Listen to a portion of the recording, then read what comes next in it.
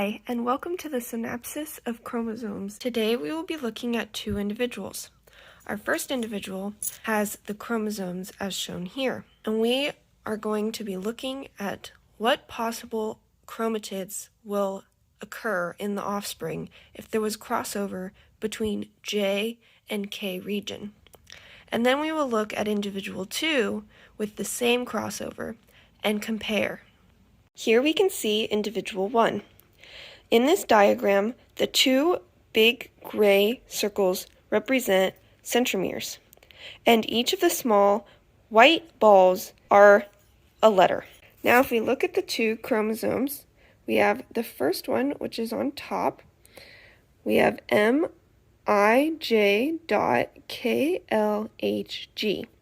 and the second one on the bottom starts GHI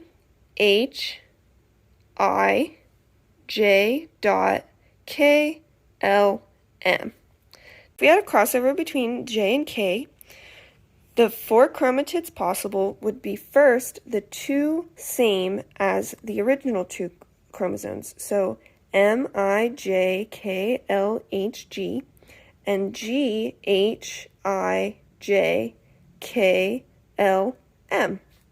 Now if we had a crossover in this first one, we would MIJ, and then it would cross centromere over to this one, so it would look like this. We switched over, so KLM. And the second one, we would go back and start GHLK crossover, and we would get .JIHG. Now looking at all four chromatids possible, the first two are viable and the second two are not, and it's because in the second two there is either a missing letter or extra letters. Next, this is individual 2, and their two chromosomes. They have MIJ centromere KLHG, and from the bottom right, GHL K centromere JIM. Now if we were to do a crossover between J and K, we would first get our original 2, and then we would have MIJ centromere KLHG. Then back to the original, we would get GHLK